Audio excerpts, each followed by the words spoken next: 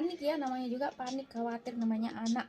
Kalau udah dibawa ambulan itu dibawa ke rumah sakit dan udah dikabari kayak mau dioperasi gitu, aduh udah kalap dah aku kayaknya itu. Tapi halo, selamat pagi, jumpa lagi bersama saya Lili, keluarga sederhana di Australia.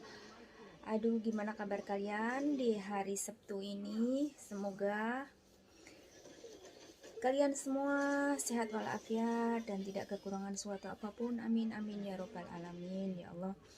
Oh ya teman-teman, saya mau cerita ya. Saya agak capek hari ini. Makanya bangun tadi agak telat. Biasanya jam 5.30 udah bangun. Tadi jam 7 baru bangun. Karena apa? Kemarin itu seharian itu kayak ceritanya itu kayak drama gitu loh teman-teman ya. Kemarin saya itu kerja, kan biasa saya itu kalau kerja nggak pegang HP gitu. HP itu saya taruh di dalam tas dan Watching Black Panther. ada suara, tapi suara itu nggak keras gitu, kayak silent tapi nggak silent gitu. Terus Wait, I'm gonna show them this. saya itu waktu And also, I broke my. The, now I have to wear this now for a week. jadi saya itu kalau kerja itu nggak pegang HP. Kok tiba-tiba ini dari jam berapa ya, 11 itu HP itu bunyi terus, nggak ada henti-henti gitu.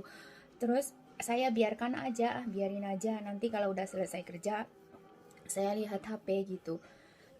Tiba-tiba rasa penasaran ini kok semakin menjadi. Ini HP yang SMS, yang inbox, yang telepon itu nggak berhenti-berhenti gitu. Akhirnya pas setengah 12 siang saya nggak telaten gitu ya, nggak telaten wis tadi ini.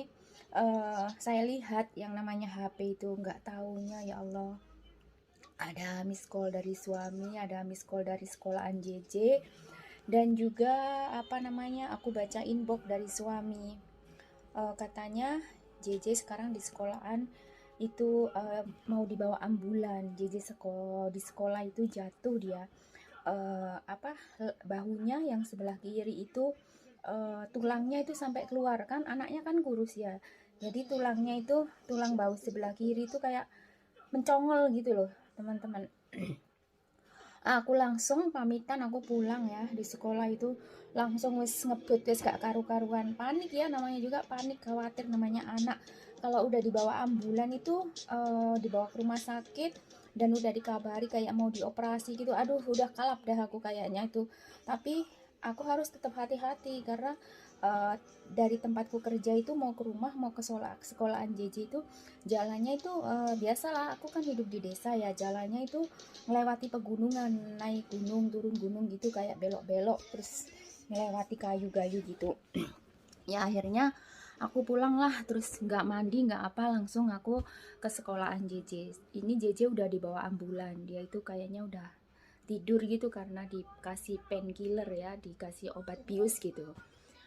Terus dia sadar itu, akhirnya ngambil keputusan saya sama suami itu mau dibawa ke rumah sakit mana, rumah sakit yang dekat apa rumah sakit yang jauh. Kalau rumah sakit yang dekat itu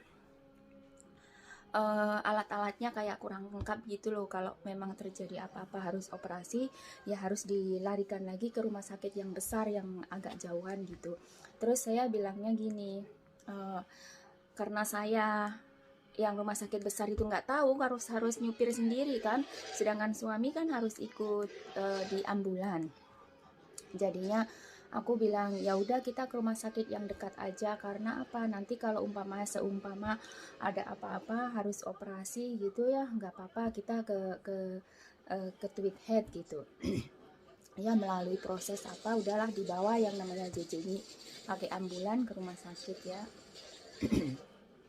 Ya Allah, benar-benar ternyata mukjizat Allah itu, emang keajaiban itu memang ada ya teman-teman. Padahal JJ ini pingsan, terus tulangnya itu keluar ya, tulang bahu sebelah kiri itu muncul gitu loh, kayaknya patah, pokoknya emang harus operasi gitu ya. Ternyata ya Allah, alhamdulillah ya, pas dia udah sadar, udah dari emergency itu ditangani dokter, terus harus dilakukan X-ray ya, rongsen gitu, nunggu beberapa lama. Yang namanya JJ itu ya alhamdulillah dia itu kok manut ya teman-teman, nggak boleh minum itu dari jam 12 sampai jam 5 sore loh, padahal dia ini lapar. Dia itu lapar, pingin makan, pingin minum, tapi karena nggak boleh sama dokternya, takutnya nanti ada operasi apa, kalau anaknya nggak makan kan cepat ditangani, kalau makan kan nanti harus nunggu lagi gitu.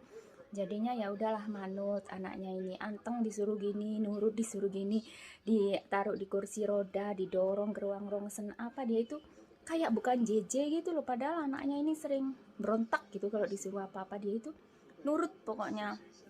Ya Allah. Terus hasil rongsen itu alhamdulillah setelah jam 5 sore itu kita masih nunggu hasil rongsennya. Alhamdulillah dokter bilang nggak ada apa-apa, nggak ada apa namanya, eh, tulang yang patah juga nggak ada, apa nggak ada, terus anaknya juga seperti tidak ada apa-apa. Pokoknya ya Allah benar-benar ajaib.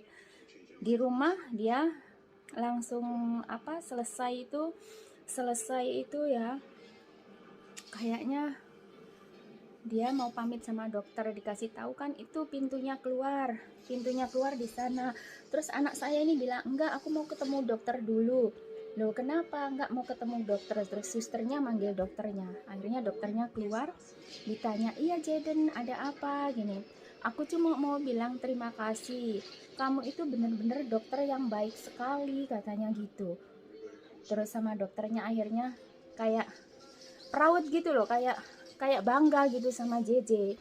Akhirnya JJ itu kayak dielus-elus kepalanya gitu, terus diantar pulang sampai ke gate luar gitu sama dokternya. Terus akhirnya JJ udah keluar ke tempat parkir karena saya yang nyupir, kan bapaknya tadinya bawa mobil sendiri tapi kan harus diparkir di sekolah karena ikut ambulan. Jadi udah di tempat mobil itu, JJ-nya itu pokoknya seolah-olah kayak anak nggak sakit, kayak anak nggak jatuh, kayak nggak terjadi apa-apa gitu.